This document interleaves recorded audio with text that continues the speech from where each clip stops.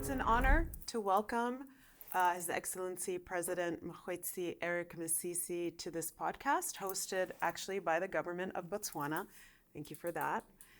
Now, I met His Excellency President Masisi in January of this year, wasn't too long ago, and ever since we've been on this incredible journey together. And I could really talk for hours about Your Excellency's long career in public service and in education. But what I really want to say is from the minute I met you, what I witnessed is a man who has a deep love for his country and a deep love for the people of Botswana. And the dedication to the future of your people is not just humbling, but it also led me to want to do everything I can to support this vision that you have for Botswana. And by extension, like me, you are a very proud African, and you want to transform the narrative of Africa, where we both come from, to a place that is dynamic, exciting, and also home of innovation and technology. I would say, in the world that we live in today, it's very rare to find people who really walk the talk. And you, President Masisi, you not only walk the talk, but you walk the talk with a lot of purpose and grace and kindness. And that's very rare. So I want to say welcome. Thank you. Welcome to our podcast. We're very excited to have this conversation with you and to talk a little bit about Botswana and your vision for your country and for Africa. So we'll just get started. So I really wanted to start off the podcast with a question about leadership and public service. You've been in public service your entire life. You've been a teacher, been in education. Your entire career has been about service. So what I want to ask you is, what does leadership really mean to you in the context of public service? And what does it mean to you more broadly in the context of Africa? Because in the current moment, and I was just speaking to our Foundry Fellows about this, there is a dearth of leadership globally and on the continent. And I think it's really important to take a pause and talk about what leadership really means. Well, thank you very much, Dina. The magic of Egypt coming together with the magic from Botswana, it should make for an exciting recipe. But, that having been said, it's a real pleasure for me to be part of this podcast, and I'm very happy to answer your question on leadership. For me, leadership really involves a number of criteria attributes. Most important is that when one is placed in the rare privilege and honorable position of leading, everything you consider must first and foremost be in the public interest. But that's not sufficient on its own, because not only should it be in the public interest, it requires you, out of analysis and appropriacy of values, to decide the prioritization of those things that matter the most as they affect the outcomes in the public interest. It also means the channeling of your energies, the channeling of your talents, and your sheer willpower to chart the course.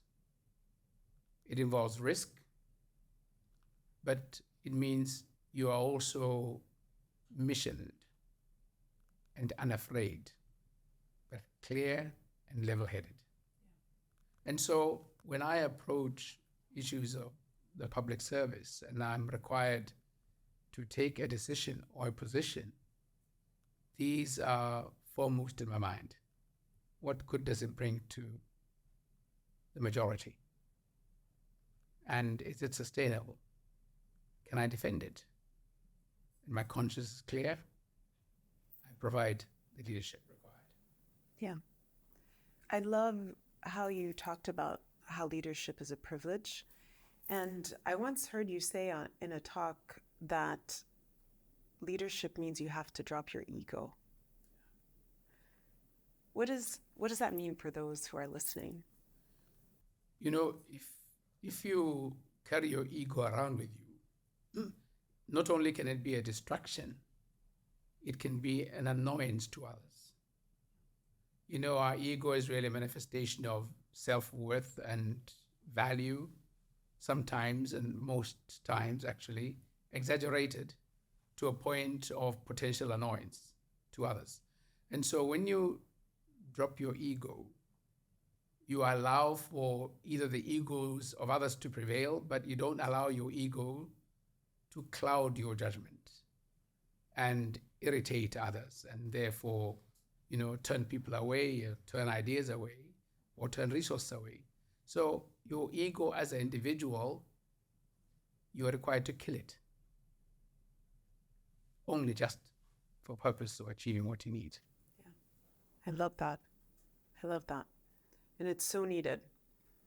So I want to ask you about the story of Botswana. It's a unique one. And I remember in another speech that you gave 3 years ago at the Africa America Institute Gala dinner, you spoke about how in 1966, when you became independent, Botswana had only 3 kilometers of tarred roadways. It was considered the 4th poorest country in the world. And a little over 50 years later, which is really the span of my lifetime, Botswana has transformed.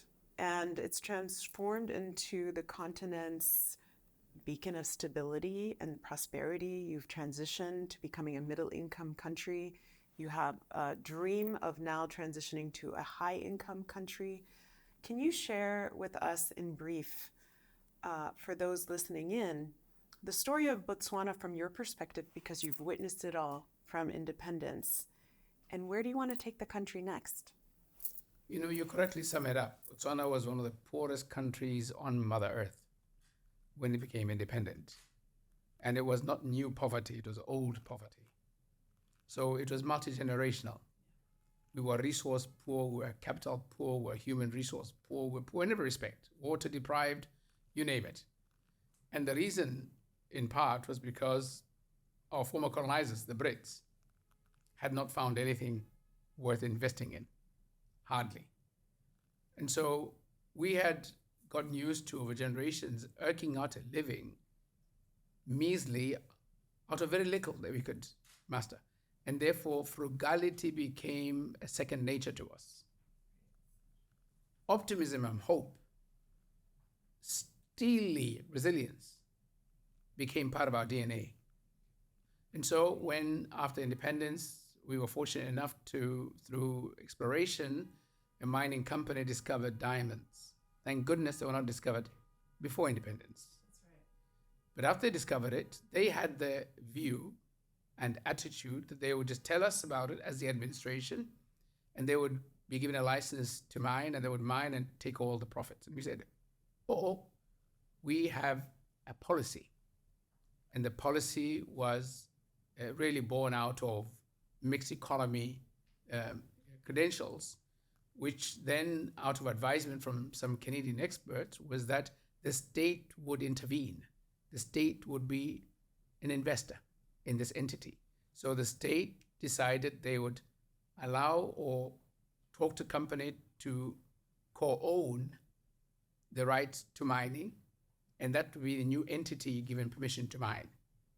And so the state authorized the mining, the leasing of the land, the mining operations, and also derived benefit out of the mining operations because it co-invested based on its assets. And that's how the joint venture between De Beers, who was the company, and the Botswana government formed Botswana, which initially was hugely skewed towards De Beers, but over time we were able to get to a 50-50 partnership. And that is what made the difference. So the suaveness of accepting advice, embracing it, the transparency of declaring this, the opportunity we gave to private sector to invest and trust us, even though we admitted we knew nothing about mining, we knew nothing about, beneficiation and what have you, and negotiations, we're just novice. But it went on for many years. And that's why after every so many years, we renegotiate the agreement. And the latest agreement that we renegotiated, for which we've agreed in principle, the major elements of it, we are deriving much more than we used to. That's what charted a way forward. So I think we have learned over time to be bold. We have learned over time to be committed to those things that would work for us. And we then realized that we could not continue to invest the same way we were investing, which essentially was investment in raw materials, investment in trade unprocessed, no value addition. And with the mind, we had learned that if you take a human being raw, take them to school, they are able to think new things, do new things, generate new ideas, and provide services unique and distinctly different from what they could otherwise. You can do the same thing to products. You can say to critical minerals. You can do the same thing to the human mind.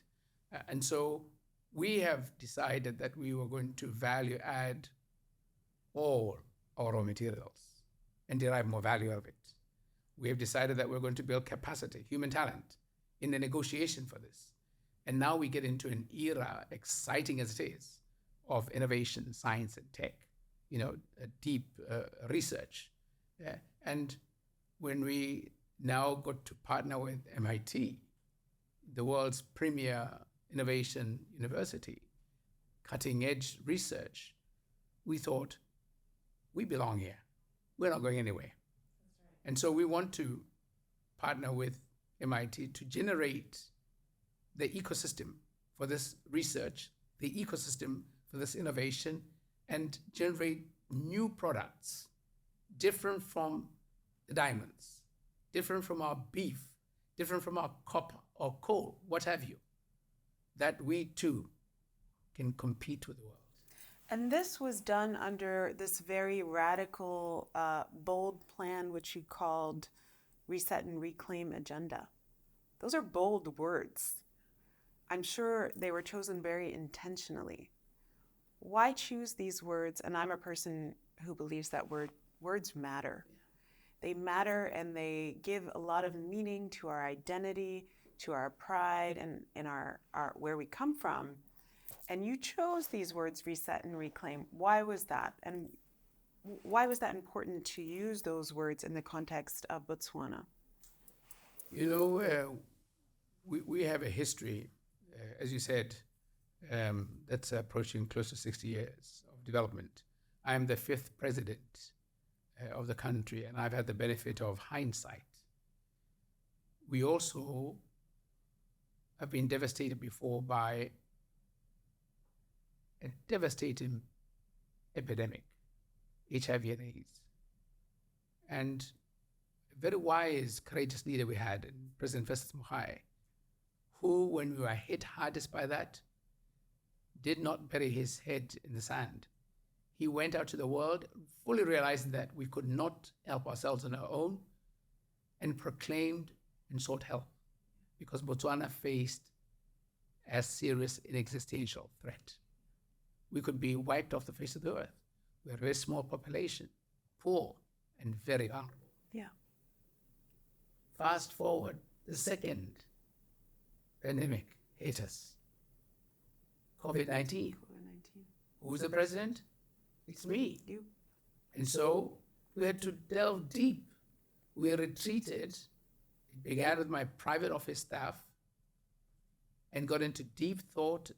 And out of that, I came to the conclusion that we could never achieve our long-term intentions as espoused in our long-term vision 2036, which was to transition from an upper middle income economy, which we had been in for the last 25 years, the upper middle income trap, as you might know it, if we did not do some things radically differently, particularly borrowing from this shock of the COVID-19.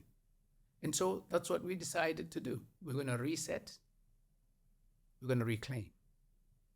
And in doing that, we're going to take a deep breath and literally shed off some things that we think won't get us to where we need to, and laser focus on those things that could. And that's how the Reset Reclaim agenda came about. And, at the bottom end of it is a clear recognition that we need to make choices of what we associate with, what we focus on, what we spend our money on. And research and development was topmost because we needed to grow, diversify our economy. And the best tool we had was our minds. The best tool we had was our mindset. The best tool we had were the alliances that we had developed over time. So we're going to reach out. But you don't do that without having skin in the game. So I have recently pronounced as an investment in this ideal of a reset and reclaim that we would notch up our investment in R&D so that it matches those of developed countries at 3% of GDP in the shortest possible time. And that's why we brokered this partnership with MIT. And let's talk about that partnership. A lot of nations around the world in what I call global growth markets, or what many in the past have called emerging markets or developing markets or the global south, all terms that I reject because we are the fastest growing nations in the world right now with massive potential, and the consumers are all in our part of the world. But a lot of countries are talking about how they can rapidly transition to a knowledge-based economy to support the growth and evolution of innovation and technology for the purposes of economic prosperity, which is what you said just right now. But you're really walking the talk in this strategic partnership with the Center for Development and Entrepreneurship at MIT, of which I'm the executive director. And I say this because it's very rare. I think, I shared this before, but it was quite a shock to hear that a government is signing an agreement with MIT to really work with them and their country, not just their country, but the rest of Africa, the region they exist in, to support this transition to a knowledge-based economy. And in April this year, Your Excellency came with a number of people from your cabinet to MIT. You delivered a keynote address at our annual conference. And during that event, you shared the importance of nurturing vibrant ecosystems to support innovation across the country, to support the rapidly growing number of entrepreneurs that are evolving across the continent. And you talked about the need for science and technology to be the next frontier backing economic growth in across the African continent. So specifically, I remember you spoke about not just bringing the world to see Africa and the potential that is Africa, but also about the significant importance of exporting innovation from Africa to the rest of the world, which is really our history, pre-colonial times. Pre-colonial times, Africa was one of the most innovative places in the world, my country, Egypt, included.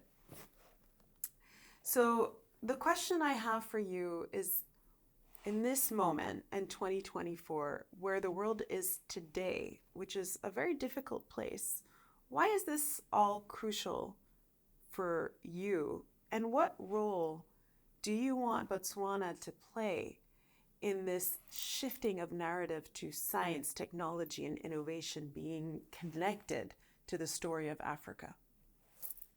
Thanks for the question. In Botswana, we have a history relative to Africa, the sub-region and the continent. Botswana has a history relative to the rest of the world. As we alluded to earlier on, it's almost just over 50 years ago that we gained our independence as one of the poorest nations on Mother Earth, and we have risen to become an upper middle income country. We are the most stable in Africa. We're a multi-party democracy, the oldest, most mature. We intend to keep that record. With these credentials, and now with the realization as I lead my government and country, and as a committed Pan-Africanist, what's good for the goose is good for the gander. If this is good for my country, and I have every empirical evidence to demonstrate that, I want to invite not just the sub-region from which I come, I want to invite, extol the rest of Africa to join in on this. And I'm prepared, my government's prepared to locate it in Botswana. My government's prepared to co-fund. My government is prepared to open up using the very transparency and integrity we're known for to allow others to invest in this ideal. The ideal is based on the logic that's there for everybody to see. Africa is the youngest continent in the world. Africa is a continent that has the greatest opportunity of prosperity. Africa, not only is it young and has the greatest potential for prosperity, Africa is endowed with a diversity of resources, water, the land, the mineral wealth, clean air, forests, and you name it. Natural gas, you name it. Africa has a market, single market, as espoused through the FCTA, that's the biggest in the world, 1.3 billion, and growing fastest, youngest, therefore the potential for it being open to being traded with, longest, presents itself. Of course. I read a statistic recently that over 40% of Africa's population is under the age of 15. Yes. Only 3% of Africa's population is over the age of 65. Right. That means that in 10 years, they will all be consumers. They will enter the workforce. Yes. And that will open up massive opportunities for investment. But in 25 years, in fact, 1 in 4 people in the world will be African. 25% of the global population will be African. So, which is why I think for me, this idea of reclaim and reset really matters, right? Matters not just to Botswana, but to all of our countries, because this is the moment. Yes. It is right now, that moment. So I think, following your visit, when Your Excellency came to MIT, we signed an MOU, and we're about to sign an agreement that will launch this multi-year journey together between our center at MIT, the government of Botswana, and the rest of Africa. And MIT will bring the best that we have to offer in terms of building strong and connected innovation ecosystems to Botswana and beyond Botswana. But at the end of this 5-year partnership, and I'm pretty sure that it will continue beyond those 5 years, what will success look like for Botswana, and what spillover do you hope will happen in Africa as a result of this particular partnership with MIT in this agreement? Well, listen to this. I'm listening.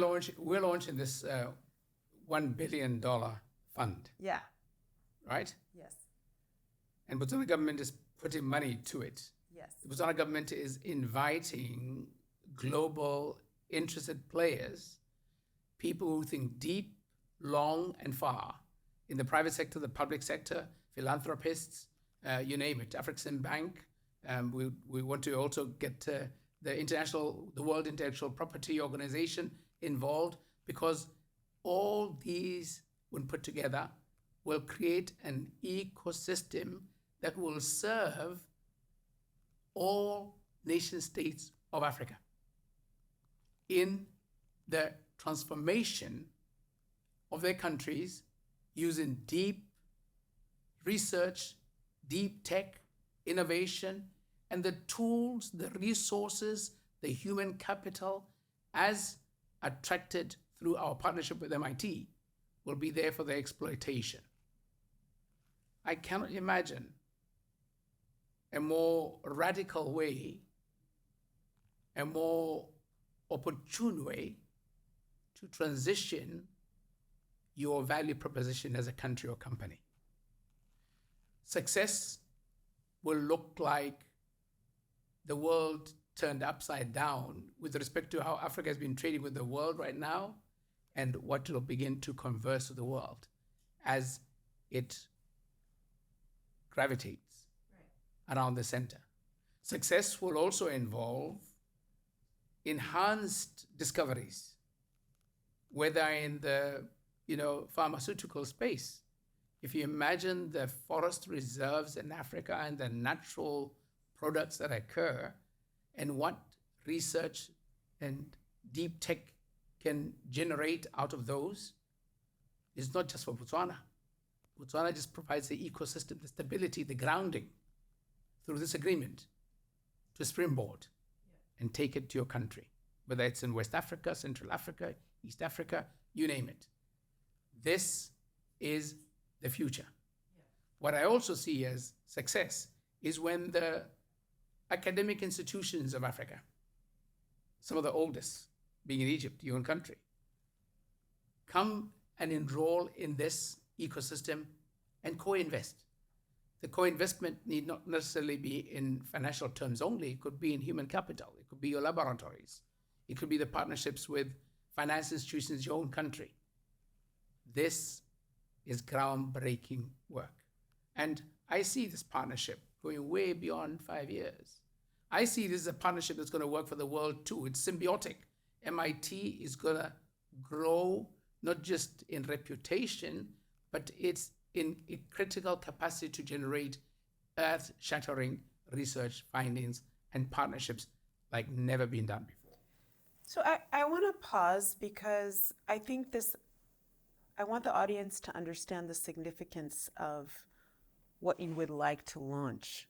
And this idea of launching a $1 billion fund or an initiative to support the transition of Africa to knowledge-based economies that are fueled by innovation and a rapid expansion of innovation-driven enterprises and also deep tech ventures. And deep tech ventures is really the commercialization of R&D, which means that Africa will become a place that is originating and creating new innovation and taking it to the rest of the world.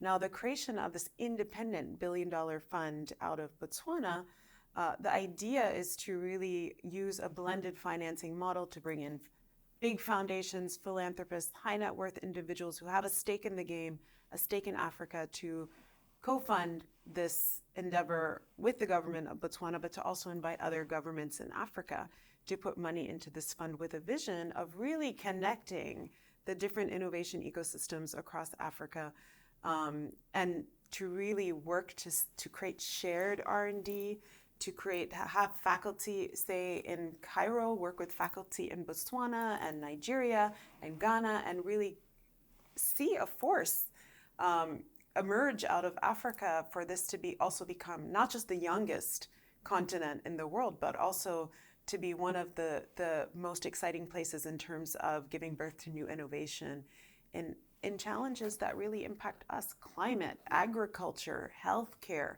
education. All of this needs innovation, and we have the capacity to solve our own problems, but we need to also create an independent body that will continue to fund these endeavors. And maybe I know that Botswana has the capacity to put extra money into R&D and to support this, but not every African country has that same privilege. And your vision of launching this particular fund is really to even out the playing field so that we can all work together.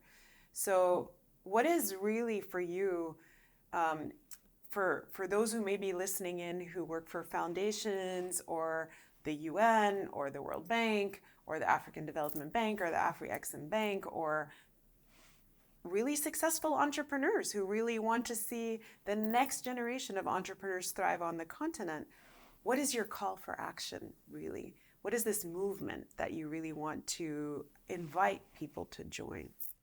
Well, my call for action is for people to realize the opportunity that can be garnered out of this.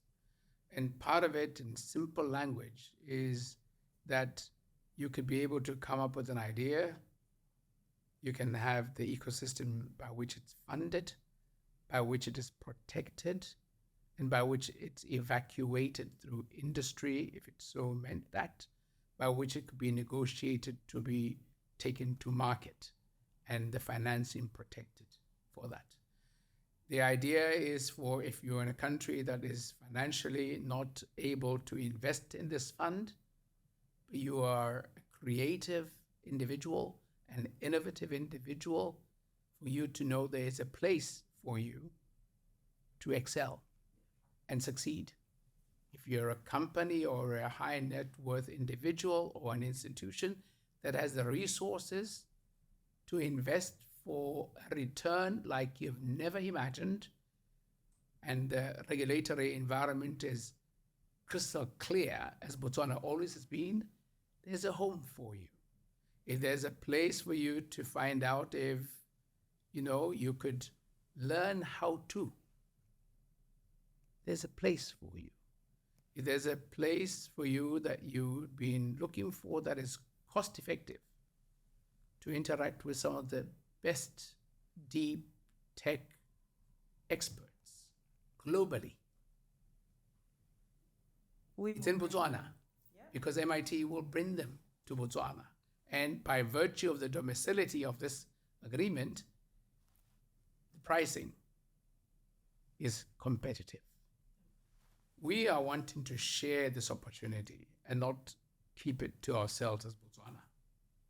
We are wanting to be the brethren of our neighbors, because prosperity for our neighbor, prosperity for other Africans, addresses issues of migration. They address issues of peace and security. They address issues of a healthy lifestyles. They address issues even of food security, because the research that will go into this, the peace dividend that will derive out of more people living better and therefore rejecting war as a means to try and resolving a problem, and even rejecting the incentivization of conflict in order to get to minerals, should motivate those like-minded to see this as a peace investment. I agree. And the UN and all those organizations that are committed to development ought to logically embrace this, support it, and put their money where their mouths are. Yes, because I think one of the most ignored pathways to peace is economic prosperity. Yes.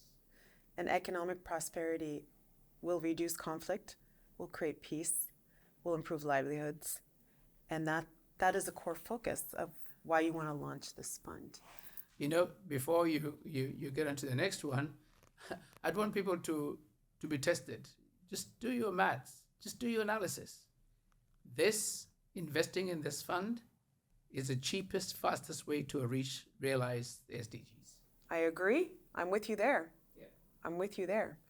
There's no better way than to build up prosperity than bottom up, through entrepreneurs, through innovation, and through massive collaboration in terms of economic prosperity. And I think this fund could really unlock that for Africa and beyond. I'm excited. I'm excited right there with you. As you know, I'm on your bus. So I want to ask you, continuing on with this, I'm African, you're African, and when you're here and we're here doing this podcast in the United States of America, and when people talk about the narrative of Africa, it's often framed with this lens of poverty, conflict, bad politics, corruption, exploitation, extraction, all these terms that really conjure up a negative image. And that also gets internalized within our own people. But we, Your Excellency and I, for sure know that this is not true. And Africa is a place of hope, of growth, of dynamism, but of community, because we love each other. We are deeply bound. We love our communities. We love supporting each other. Like I say, in Egypt, nobody dies of starvation because somebody will go out and find a way to give that person food or what they need. And that comes from the communal part of our heritage. Now, you know, our collective narrative of Africa has always been one of growth and abundance and hope and creativity. And earlier on, you spoke about the incredible story of Botswana and how it transitioned. But I also would like you to tell me how you would like to define, or maybe I should say redefine, the narrative of Africa for the global community and those listening. What do we need to overcome as a continent, or more specifically, what do we need to let go of if we're to achieve this vision of being a continent that exports innovation, that is stable, that is economically sovereign and prosperous? What message would you like to share about that redefinition of our narrative? Well, first, let me postulate that this negative condescending narrative of Africa being essentially problematic, deficient in everything of value, is not only false and baseless, it is determined deliberately as a precursor to conquest. And I want to invite everybody who seeks peace to begin by rejecting that notion. Africa is proud, it's beautiful, it's got intelligent people, it's got wonderful resources, it's got capacity, and it is potentially much more prosperous if not abused. You know, if you continually rape somebody, they get hurt so badly that they can't speak up for themselves. And in the narration of Africa being as bad as it's supposed to be, that's the effect that it gets of it. So we need to reject that. Turn the leaf completely. And then we can stand up and compete. We as African people need to let go of that. And then we also need to, speak up to those who are caricaturing this and ask them to stop it, because it's not serving us, it's only serving them. You have to wonder, if we were so bad as described, why is everybody else running after us and the things that we own, if it really was so bad? So if you also think of the concepts used, they're very alien to us. Like you say, we are our brother's keeper. There's a communitarian spirit. You look at the African languages, they're always idiomatic expressions or proverbs that describe and extol virtues of sharing, virtues of helping others, virtues of uplifting, virtues of growth. These are the concepts. This is the language that we need to put back into our everyday narrative. And even the projection that we have of the media and the angling of our cameras and the content of what's shared and described needs to project this. And so I am filled with the optimism that if we step up and forward sufficiently, this will come through and through. And in stepping up, we need to be very clear about what we focus on. We're clear. We want innovation. We want to dig in deep, get the very best that we have and can generate, and share it with the world. And the world only owes us a fair price. That's right. That's all we want. That's right. 100%. I'm right there with you. Yeah, it warms my heart, right, to hear you say this, because sometimes it gets lonely out there to constantly be carrying the flag of saying Africa is grand. And we have always been that way. But there was a little blip in our history. And we need to really, like you said, turn that page and move forward, because there's only forward. And we the past is the past. So we need to step forward with the same confidence and pride that you're speaking with, because there was a time where Africa was grand, and it still is and will continue to be. And I think, this is the beginning. And there's really no time to waste. We have so many jobs to create, so much to offer the world, and we're ready to do that. So I want to give you an opportunity, just very quickly before we come to a close. Your Excellency and I have spoken, as well as I have spoken with members of your cabinet about, Botswana has the potential to be a true place for entrepreneurs to base themselves out of in the interim, as we continue to see countries across Africa really transition to more stable economies. Botswana's there. And we see so many amazing African entrepreneurs leave the continent and come to the United States, or go to Dubai, or go to Europe. And we want to retain that talent on the continent. And Botswana has the potential to be a hub for these innovation-driven entrepreneurs to base themselves out of, in a place of stability, as they continue to grow, but also as they start seeing the enormous potential of really focusing on the entirety of Africa as a market. I'd love for you to share with entrepreneurs across the continent who are listening this invitation to contemplate Botswana as a place for them to come and base themselves out of. What is that invitation? What does Botswana have to offer? Botswana has a lot to offer, besides the sunshine and the wildlife and the good beef and the great beef and the wonderful beef. That's right. Diamonds included. We have a lot to offer in terms of our governance ecosystem. We are, among the least corrupt countries in terms of perceptions in Africa for the longest time. We have very attractive tax regime, which is predictable and smooth in changes, gentle, easy to understand, and well managed.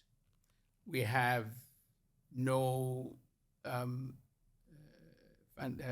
controls in our exchange of foreign currency. So you can bring in as much money in whatever currency you want, and you can take out as much money in whatever currency you want. We are unintimidated by that. We have a very predictable, clear policy environment for investment. We have the International Financial Service Center, and among the quick fixes we're going to make of it is that we're going to boost it with localized banking capacity, so that we're not dependent on external banks as we have been. And that's part of the attraction for this investment fund that we want to put in place. We have a very stable government and governance system through our democratic processes. Every 5 years, we go for general election. Like we're going for general election in October, the 30th of October, we'll be casting a vote for both parliament and local government.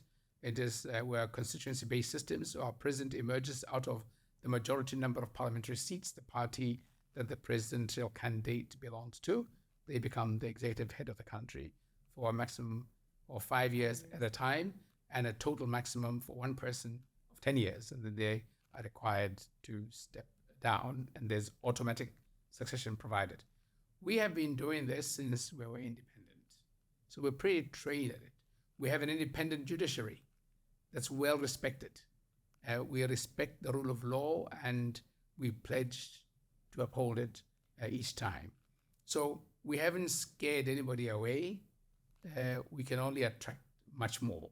I think some of our innovators and entrepreneurs have evacuated out to the Dubais or the US of the world because of the attractiveness, the size of market. They will come back.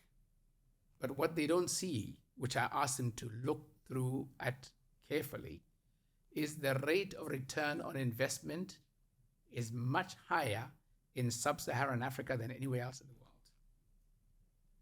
discounting any risk. And we are the biggest de-risker in Botswana. We also want them to see that the market, as brokered by the African Continental Free Trade Area, Which is a leader for the single biggest market in the world. 1.3 billion young, growing, fastest working population, huge opportunities for investment. We look at the whole African landscape, infrastructure, energy, the demands are massive. Not only are they massive, they will be their longest, and they just keep growing. When you add deep tech to the rich endowment of natural capital in all these countries, the potential for return is enormous, because you don't only evacuate to the African market, you can evacuate this to the world because they don't have it. You look at the critical mineral space. We have just licensed our first manganese mine in Botswana. Critical, and we're going to be, manufacturing, electric batteries in the not so distant future in Botswana. Africa has the highest concentration of the critical rare earth minerals that are required for clean, energy. We have an abundance of sunshine for photovoltaic development. And when you add all these together, you really cannot go wrong. So I invite our entrepreneurs to think deep and hard, do your research. Come, we're ready for you. Amazing. Amazing. We will definitely be sharing that with the entrepreneurs who are part of our center too. So I wanna close. Many, many years ago, a friend of mine asked me a question. She said, "When you look back on your life, how do you want to be remembered?" And at the time I was in my late 20s, it was such a profound question. And I remember looking at her and saying, when my time ends and people think of Dina, I want them to think that I led a life of purpose, of meaning, that somehow, not that my life mattered, but that I did something that mattered to others. Now, when you look back on your life, and you're only going to be in this incredible position of a head of state for a short period of time, and in the big scheme of things, it's a very short period of time. What do you want your legacy of purpose to be for your country, for Africa, for the world, when people think of His Excellency President Mokgweetsi Masisi? I'm only human, like we all are, and I happened to be very rarely privileged to have occupied the position that I occupy, and with all the humility I can master in terms of the challenges that have presented themselves before me, and the seizing of those challenges, using my best capacities. I'd like to be remembered for being the biggest disruptor for good. I want, when people think back, inshallah, as you say, to remember this one time when I had this rare privilege.